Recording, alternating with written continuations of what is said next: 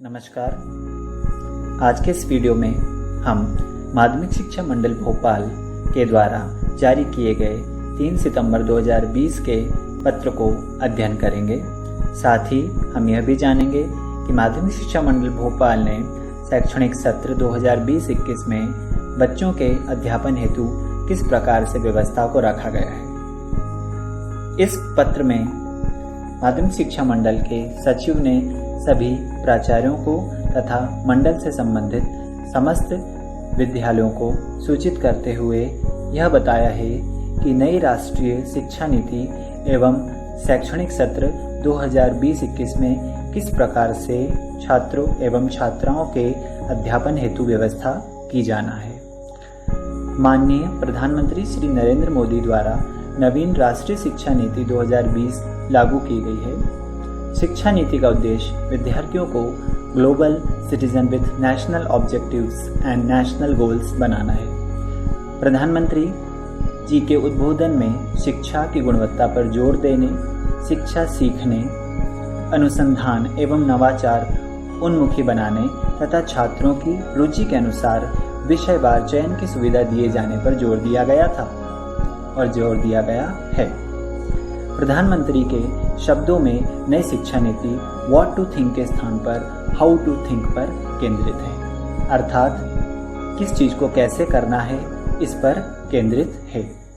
दूसरी बात, कोरोना संकट के कारण शालाओं में नियमित पाठ पठन में उत्पन्न चुनौतियों एवं नवीन राष्ट्रीय शिक्षा नीति 2020 में व्हाट टू थिंक के स्थान पर हाउ टू थिंक तथा व्हाट टू डू के स्थान पर हाउ टू डू की क्षमता छात्रों में विकसित करने हेतु वर्ष 2020-21 सत्र से पठन पाठन एवं मूल्यांकन के संबंध में निम्नानुसार व्यवस्था लागू की जाती है, जिसमें 2.1 में बताया गया है कि नामांकन और पंजीयन किस प्रकार से करवाना है। इससे पूर्व सभी शालाओं में नामांकन एवं पंजीयन MP ऑनलाइन पोर्टल के थ्रू करवाया जाता था, लेकिन मंडल ने इस वर्ष माशिम ऐप को लॉन्च किया है और उस संदर्भ में ही बच्चों का नामांकन करवाया जाएगा। 2.1.1 में जो निर्देश दिए गए हैं उन निर्देशों में माध्यमिक शिक्षा मंडल द्वारा विकसित मोबाइल ऐप माशिम पर प्रत्येक हाई स्कूल एवं हायर सेकेंडरी स्कूल का नामांकन अनिवार्य होगा। कक्षा 9वीं से कक्षा 12वीं के प्रत्येक विद्यार्थी एवं स्वाध्याय विद्यार्थियों का भी नामांकन अनिवार्य होगा।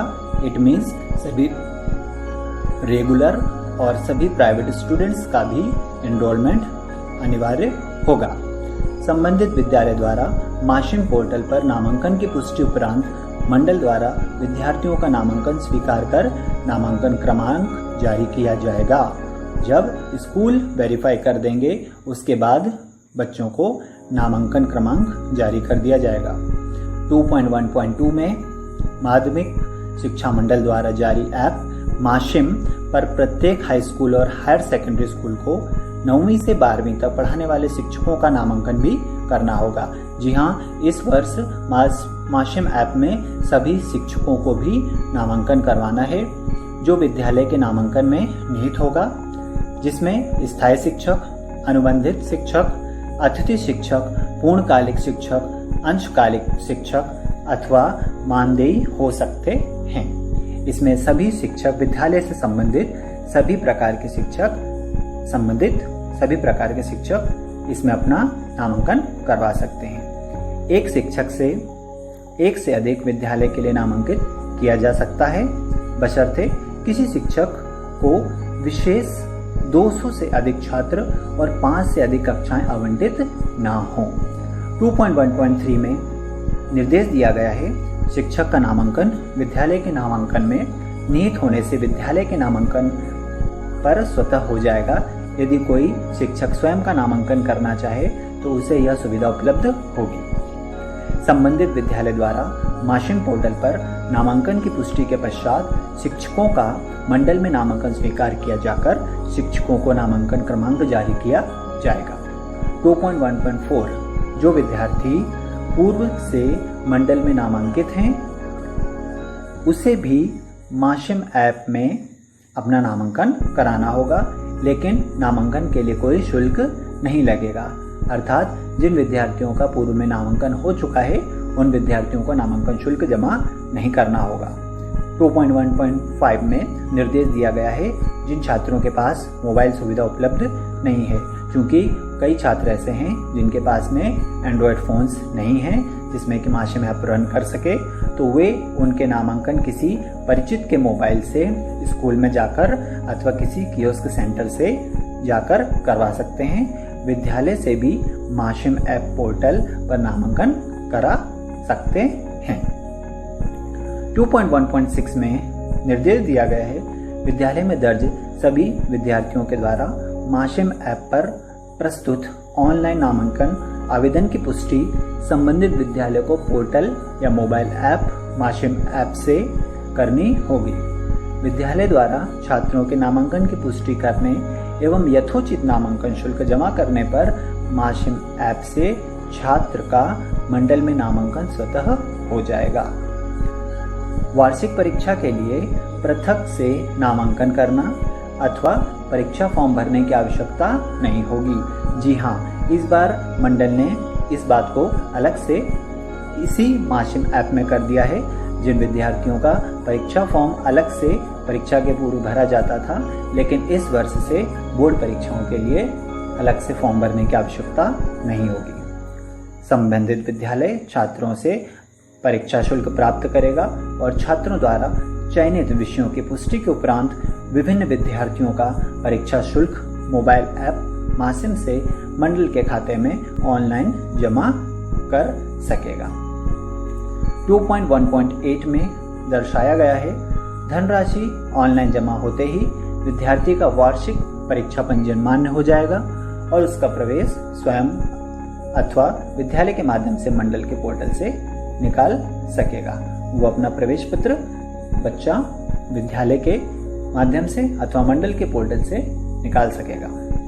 2.1.9 में दर्शाया गया है मोबाइल ऐप माशिम के माध्यम से ही संबंधित विद्यालय उसके शिक्षक को कक्षा एवं विषय आवंटित कर सकेगा। किसी शिक्षक को आवंटित कक्षा और छात्रों में परिवर्तन की दशा में माशिम ऐप या माशिम पोर्टल के माध्यम से विद्यालय को जानकारी अद्यतन करानी होगी। अर्थात किसी भी विद्यार्थी को परिवर्तन करने हेतु माशिम ऐप में जानकारी अद्यतन करनी होगी, माशिम ऐप में जानकारी को अपलोड करना होगा।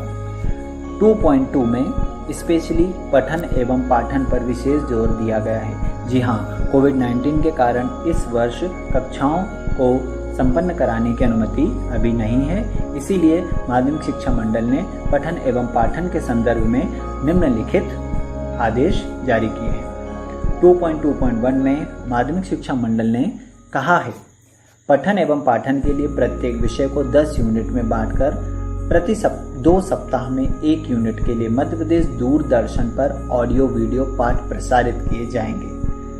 अर्थात आपका जितना भी सिलेबस है उस सिलेबस को हम 10 यूनिट में बांटकर आपके लिए प्रति 2 सप्ताह में 1 यूनिट के लिए मध्य प्रदेश दूरदर्शन पर ऑडियो वीडियो पाठ प्रसारित करेंगे।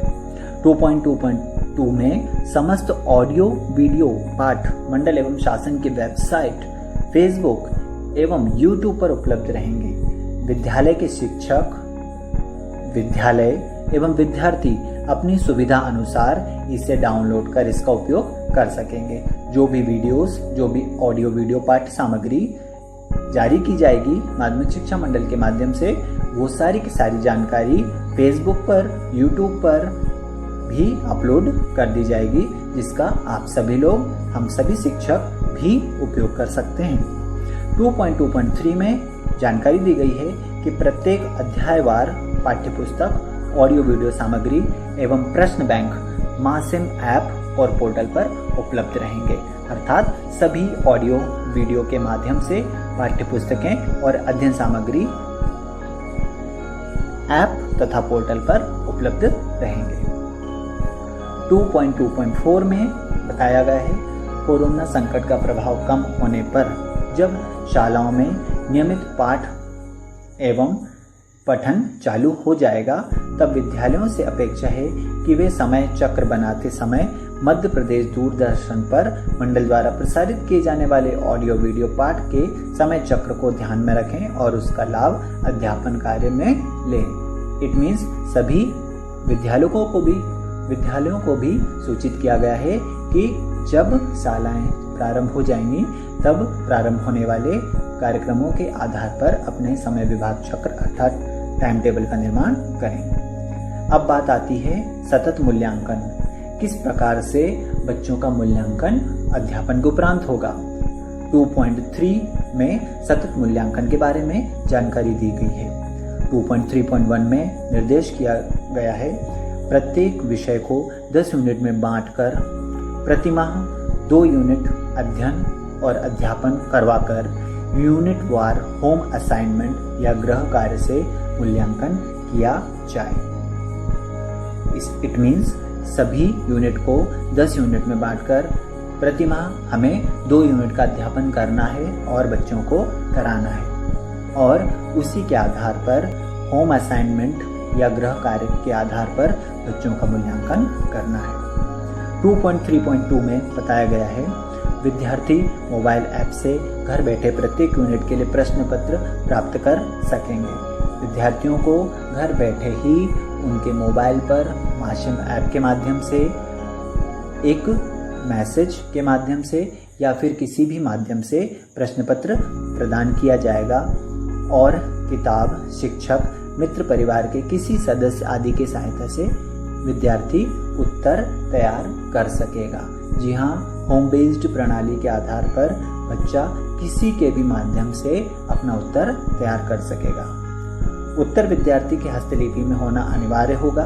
इसे होम असाइनमेंट कहा जाएगा।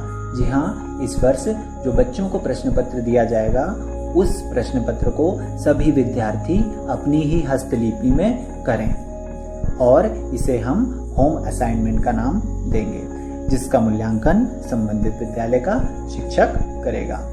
शिक्षक और विद्यालय प्रत्येक यूनिट के प्राप्तांक विद्यार्थीवार माशिम ऐप मोबाइल ऐप पर अपलोड करेंगे। जी हाँ, शिक्षकों का दायित्व यह होगा कि सभी शिक्षक बालकों के द्वारा प्रस्तुत होम असाइनमेंट की पुस्तिका का जांच करने के उपरांत उनके प्राप्तांक माशिम ऐप या फिर मंडल की वेबसाइट माशिम वेबसाइट पर अपलोड करेंगे। 2.3.3 में निर्देश दिए गए हैं विद्यार्थी द्वारा मोबाइल ऐप से प्रश्न पत्र प्राप्त करने में कठिनाई की दशा में संस्था के प्राचार्य को यह सुनिश्चित करना होगा कि नियत समय पर संबंधित विद्यालय माशिम पोर्टल से प्रश्न पत्र प्राप्त कर विद्यार्थियों को उपलब्ध कराएं। जी हाँ, यदि किसी विद्यार्थी को प्रश्न पत्र को प्राप्त करने में किसी भी प्रकार की कठिनाई आ रही है तो उसका दायित्व प्राचार्य जी के पास होगा कि वे किसी न किसी माध्यम से प्रश्न पत्रों को विद्यार्थियों तक पहुंचाएं। 2.3.4 में निर्देशित किया गया है जो विद्यार्थी होम असाइनमेंट इट मीन्स गृह कार्य नहीं करेगा उसे एक बार समझाइश दी जाएगी, तत्पश्चात एक चेतावनी दी जाएगी। इसके बाद जो भी विद्यार्थी होम असाइनमेंट गृह कार्य नहीं करेगा उसका नामांकन तब तक के लिए निलंबित हो जाएगा जब तक कि वो होम असाइनमेंट पूरा नहीं करे। जी हाँ, अगर कोई भी बच्चा होम असाइनमेंट को पूरा नहीं करता है तो उसका नामांकन कुछ समय के लिए रद्द कर दिया जाएगा और जब वह बालक अपना असाइनमेंट पूरा करके विद्यालय में सबमिट कर देगा उसका नामांकन पुनः जारी हो जाएगा। 2.3.5 में होम असाइनमेंट गृह कार्य के प्राप्तांक को आंतरिक मूल्यांकन के रूप में मान्य किया जाएगा। जी हाँ, जिन विद्यार्थियों को होम असाइनमेंट दिया जाएगा आफ्टर सबमिशन जब आप उस असाइनमेंट को जमा कर देंगे तो उसे आंतरिक मूल्यांकन के रूप में माना जाएगा। यह सतत मूल्यांकन का अनिवार्य भाग होगा। 2.3.6 में हमें निर्देशित किया गया है प्रत्येक होम असाइनमेंट जो आपको असाइनमेंट के क्वेश्चन पेपर उपलब्ध करवाए जाएंगे शिक्षकों के माध्यम से आपके माशिम ऐप में।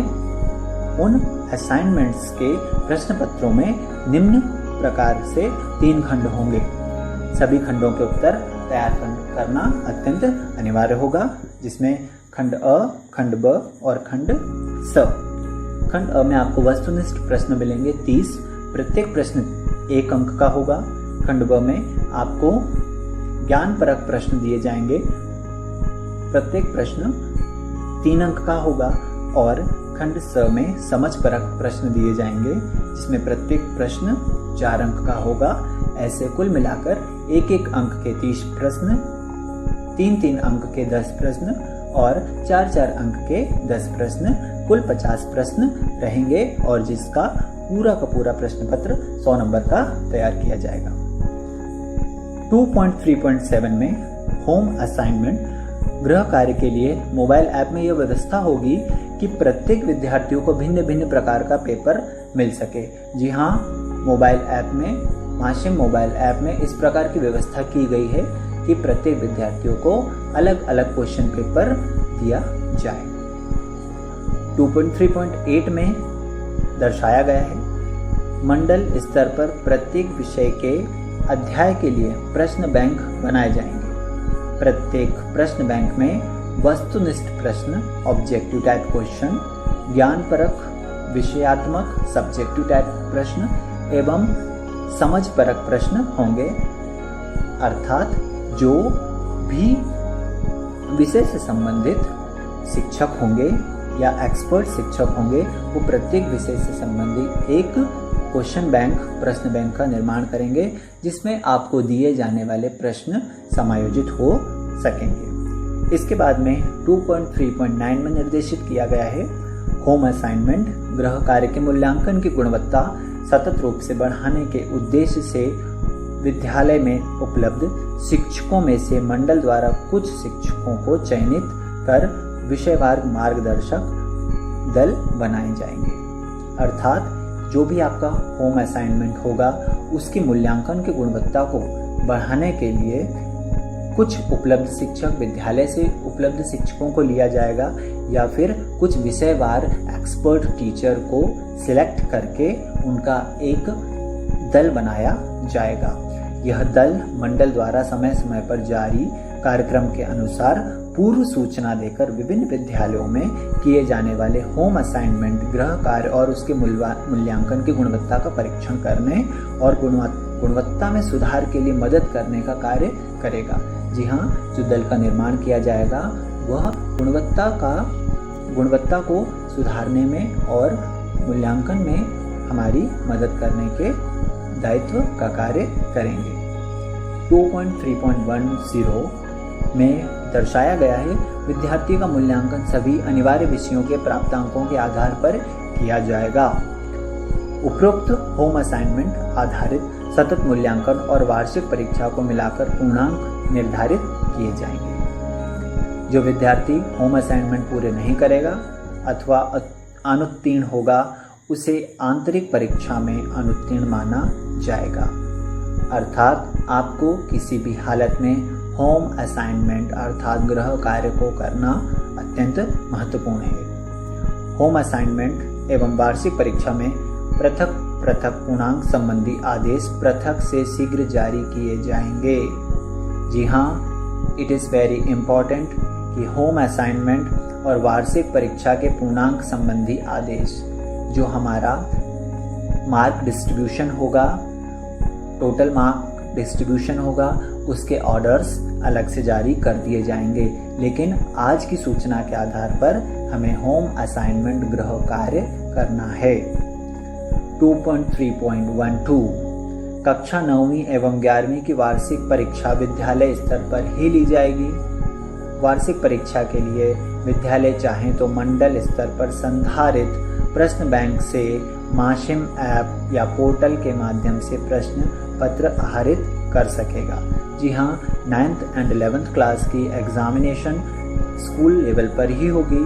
साथ ही विद्यालय परीक्षा के लिए अगर चाहता है तो मंडल के द्वारा जारी प्रश्न बैंक को ऐप से या फिर पोर्टल से वह ले सकता है। अब बात आती है शिक्षक प्रशिक्षण की, टीचर ट्रेनिंग की बात यहाँ पर आती है इस आदेश में। तो 2.4 टीचर ट्रेनिंग के बारे में है। इसमें 2.4.1 में दर्शाया गया है होम असाइनमेंट गृह कार्य के मूल्यांकन के आधार पर शिक्षकों को प्रशिक्षण के लिए चिन्हित कर मंडल द्वारा उनके प्रशिक्षण की व्यवस्था की जा सकेगी। 2.4.2 में दर्शाया गया है विभिन्न विद्यालयों द्वारा शिक्षकों के प्रशिक्षण की मांग पर भी मंडल विशेष प्रशिक्षण सत्र की व्यवस्था कर सकेगा। उपरोक्त व्यवस्था को बेहतर बनाने की दिशा में यदि कोई विद्यालय या शिक्षक कोई सुझाव देना चाहता है तो वह अपना सजेशन या सुझाव मंडल को भेज सकता है। ऑडियो भी कृपया उक्त व्यवस्था से संबंधित सभी छात्रों और शिक्षकों को सूचित करने की व्यवस्था की जाए। जी हाँ, उन्होंने अपने आदेश में यह बताया है कि इस व्यवस्था से संबंधित जानकारी सभी विद्यार्थियों को दी जाए और सभी शिक्षकों को भी दी जाए कि हमें इस सत्र 2020-21 में किस प्रकार से पठन और पाठन तथा सतत मूल्यांकन को फॉलो करना है। किसी प्रकार की कठिनाई की दशा में निम्न अधिकारियों से संपर्क किया जा सकता है। यहाँ पर हमें 3 ऑफिसर्स के नाम, उनके पद और उनके कॉन्टैक्ट नंबर प्रोवाइड किए गए हैं और इन कॉन्टैक्ट नंबर के माध्यम से अगर हमें किसी भी प्रकार की कठिनाई आ रही है तो हम उनसे कॉन्टैक्ट कर सकते हैं। इसके बाद में इन तीनों ऑफिसर्स के नाम हमें प्रोवाइड कर दिए गए हैं। उपरोक्त व्यवस्था दिनांक 7 सितंबर 2020 से लागू होगी। जी हाँ, यह व्यवस्था ऑनलाइन शिक्षण से संबंधित व्यवस्था, बच्चों के मूल्यांकन से संबंधित व्यवस्था, दूरदर्शन पर प्रसारण से व्यवस्था, ये सारी की सारी व्यवस्था 7 सितंबर से लागू हो जाएगी। ऑनलाइन शिक्षण सत्र जो हमारा है वो 7 सितंबर से इस आदेश के आधार पर लागू होगी। माध्यमिक शिक्षा मंडल के सचिव ने इस बात को आज जारी किया है। धन्यवाद। इस जानकारी के साथ में मैं आप सभी शिक्षकों को एक बार पुनः बधाई देना चाहता हूं कि इस समय आप सभी, इस कोविड-19 के समय आप सभी डटकर अपना कार्य कर रहे हैं। साथ ही सभी विद्यार्थियों को यह जानकारी देना चाहता हूं कि प्रिय विद्यार्थियों, आप माध्यमिक शिक्षा मंडल की मासिम ऐप को डाउनलोड कर लें, साथ ही उसमें अपना लॉगिन आईडी कंप्लीट कर लें। अगर किसी भी विद्यार्थियों को OTP से संबंधित, एनरोलमेंट से संबंधित समस्या आ रही है तो उस समस्या को जल्द ही सुलझाया जाएगा, उस समस्या का जल्दी समाधान निकाल दिया जाएगा और आप आसानी से मासिम ऐप में अपनी पढ़ाई को जारी रख सकते हैं। धन्यवाद। Thank you. जय हिंद।